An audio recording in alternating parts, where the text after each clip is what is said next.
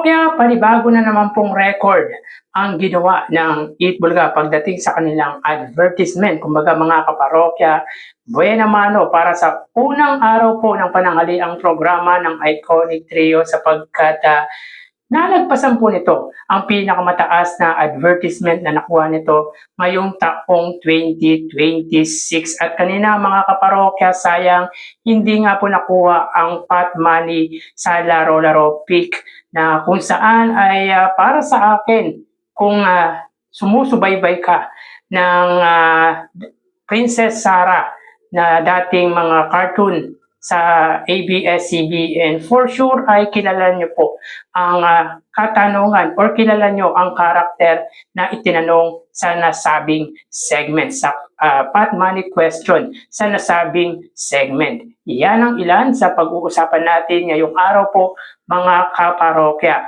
Pero bago natin talakayan yan mga kaparokya, at kung bago lamang po kayo sa aking channel, makikiusap po ako sa inyo na pakisubscribe ang aking YouTube channel. Paki-like and share nyo na rin sa gayon ay mas dumami pa po makapanood ng mga ina-upload po nating video araw-araw. Maraming salamat po at sobrang na-appreciate ko po kayo mga kaparokya. So yun nga po mga kaparokya, kung nga po pala si Mervin, the man behind Kaparokya TV. So mga kaparokya, sino sa inyo ang nakapanood ng pananghaliang programa ng Madlang People at sino rin po sa inyo ang nakapanood ng noontime show ng Iconic Trio? So kanina mga kaparokya ay present nga po ang Singing Queen. Kanina rin po mga kaparokya ay pre-recorded ang episode ng Eat Bulaga at live naman po sa Eat Showtime. Usually mga kaparokya pag araw po ng Lunes at Martes ay pre-recorded nga po ang episode ng pananghaliang programa ng Iconic Trio. At kanina ay present ang singing group ng Eat Bulaga na Singing Queen. So yun nga po mga kaparokya, umpisahan natin sa papremyong ibinahagi ng dalawang noontime show. So para po sa Eat Showtime, sila po ay may total prizes given na 70,000 pesos. Sa 70,000 pesos mga kaparokya, 55,000 dito ay sa Laro Pick. 25,000 para po sa elimination round at 30,000 po pagdating po sa jackpot round. Tama po mga kaparokya, mas pinili nga po ng contestant ang lipat na may offer nga po na 30,000 kaysa sa pot money question na may pot money na 200,000 pesos. So yun nga po mga kaparokya, kung sumusubaybay kayo sa dating cartoons, hindi po natin alam kung cartoons may tatawag to, na Princess Sarah, ang katanungan nga po sa jackpot round ay ano ang pangalan ng best friend ni Sarah, yung sa munting prinsesa. At yun nga po, hindi din po alam ng contestant ang tamang sagot, na kung saan ang tamang sagot mga kaparokya ay si Becky. So for sure, kilala ng nakararami, lalo na yung mga batang 90s, ang kasagutan sa tanong na kung sino nga po ang best friend or ano ang pangalan ng best friend ni Princess Sarah. So, sayang mga kaparokya, para sa akin ay madali lang yung katanungan. Nga lang, syempre kahit alam natin ay pag nasa harap na po tayo ng camera ay makakaramdam pa rin po tayo ng pressure. Samantala sa tawag ng tanghalan ay 15,000 pesos. Of course, 5,000 sa non-winner at 10,000 naman po sa winner. So again, 70,000 pesos po ang ibinahagi ng Eat Showtime. Samantala sa Eat Bulaga mga kaparokya ay 43,000 pesos. So dito mga kaparokya, yung KFC at Mr. Donut, nagbibigay po pala sila ng tig 2,000 sa KFC at 2,000 sa Mr. Donut. Meaning yung two non-winners na binanggit or in-announce nga po na tumanggap at in-announce yung amount ay meron po silang tig 4,000. So ibig sabihin ay 8,000 po sa dalawang non-winner plus nakakuha nga po ng 5,000 yung naglaro sa jackpot round ng nasabing segment, kung saan mga kaparokya ang naglaro sa jackpot round ay nakapag-uwi nga po ng total of 35,000 pesos. dahil may tig 5,000 mga kaparokya yung KFC at Mr. Donut plus 5,000 na nakakuha po siya ng tamang sagot, and of course yung panalo nga po niya sa jackpot round na 15,000 pesos. So again, 43,000 sa The Age is Right. Kanina nga po mga kaparokya, ang celebrity guest ng nasabing segment ay si Bubsy. So talagang nagpatawa si Bubsy at talagang masayang-masaya ang mga nasa audience, and for sure yung mga manonood ng pananghaliang programa ng Iconic Trio ay masaya sa pag-guest ni Bubsy. At kanina mga kaparokya, pinahanga tayo ng isa nga po sa participants ng nasabing segment sapagkat bukod sa pagiging folk singer po nito ay talagang isa rin po siyang magaling na artist. At isa nga po dyan sa drawing niya on the spot mga kaparokya ay walang iba kundi si Bossing Vic Soto. So makikita niyo po mga kaparokya, sa larawang ito si Pete Velasquez na kung saan ay drawing nga po niya on the spot si Bossing Vic Soto at si Alan Kay. And kanina mga kaparokya, pinakitaan din po tayo ni Henyo Master Joey De Leon ng kanyang sariling obra. Dahil drawing niya rin po mga kaparokya si Alan Kay. Makikita niyo po mga kaparokya yung tsura ni Alan Kay na drawing nga po ni Bossing Joey De Leon na kung saan ay makikita niyo ay monkey or unggoy. So anyway mga kaparokya, patawa lang naman po yan ni Henyo Master Joey De Leon. Pero mga kaparokya, yung ganyang drawing ni Joey De Leon ay may obra or may sentimental value yan kapag sa ibang mga tao. Kumbaga mga kaparokya, pag binenta yung ganyang drawing ni Henyo Master ay may bibili at bibili pa rin yan dahil gawa po yan ni Henyo Master. Samantala sa sugod bahay mga kaparokya, 55,000 pesos.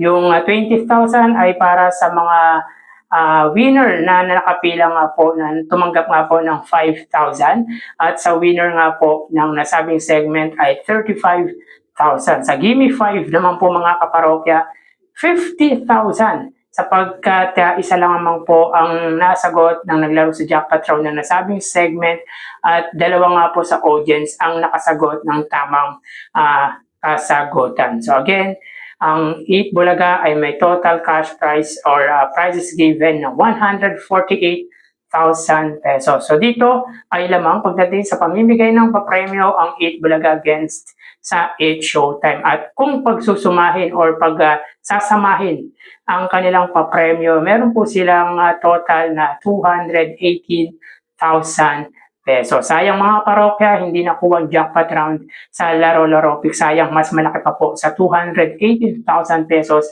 ang ibinahagi ng dalawang noontime show. Samantala mga kaparokya, panibago na naman pong record ang ginawa ng Eat Bulaga pagdating sa kanilang advertisement or sa kanilang commercial. So yun nga po mga kaparokya, ang highest TV ads na lumabas nga po sa Eat Bulaga ay 48 TV ads. At ngayon naman po mga kaparokya ay 51 TV ads. So buena mano sa unang araw nga po ng dalawang pananghaliang programa, partikular nga po sa Eat Bulaga ang lumabas na advertisement sa kanila sapagkat naabutan, nalagpasan na nga po nito ang highest advertisement or highest number of ads ng kanilang pananghaliang programa. So from 48 TV ads ay naging 51 TV ads na po. Yan na po ang pinakamataas na number of ads or ads na lumabas sa Eat Bulaga. So sa unang gap ay may 25 TV ads at sa pangalawang gap ay 26 TV ads. So magtuloy-tuloy kaya mga kaparokya ang ganitong kataas na ads para sa Eat Bulaga. Kasi mga kaparokya, sa pag-conduct nga po natin ng advertisement ng Eat Bulaga, yung unang araw ay nalalagpasan pa po ng kasunod na araw. Meaning mga kaparokya, kunwari 46 ads ang lumabas ngayong araw ng Lunes, unang araw ng linggong ito, ay mas nalalagpasan pa po ng mga sumunod na araw. Malalagpasan kaya ang 51 TV ads na lumabas sa araw na ito sa susunod na mga episode? Yan ang aantabayanan natin, mga kaparokya. So again, mga kaparokya, para sa akin ay new record ito para sa pananghaliang programa ng Tito Vic and Joey na Eat Bulaga. So tara, ating alamin ang online viewership ng dalawang bigating noontime shows. Para sa Eat Bulaga Under TVJ Facebook page na may 3.9 million followers at sa Eat Showtime na may 19 million followers. So sa oras na 2:08 PM ang Eat Showtime po ay may kasalukuyang segment na Tawag ng Tanghalan. So hanapin po muna natin ang live ng Eat Showtime, samantalang ang Eat Bulaga naman po ay may segment na Gimme 5. So dito may kita po natin, mga kaparokya, na ang Eat Showtime po ay may 1,500 viewers, samantalang ang Eat Bulaga ay may 3,000 live viewers. So again, sa oras na 2:08 PM ang Eat Showtime po ay may 1,500 live viewers at ang Eat Bulaga naman po ay may 2,900 live viewers. So dito makita po natin, mga kaparokya, ang pagitan ng dalawang noontime shows ay 1,400 viewers. Pabor po yan sa Eat Bulaga. So magawi tayo sa TV Network YouTube channel ng dalawang noontime show. So unahin natin ang Eat Showtime under GMA Network YouTube channel na may 40.9 million subscribers. At sa Eat Bulaga naman po under Eat Bulaga TVJ or under TV5 YouTube channel na may 2.72 million subscribers. So sa oras na 2:09 PM ang Showtime under GMA Network, sila po ay may 35,000 viewers. Ang Eat Bulaga naman po under TV5 ay may 27,000 live viewers.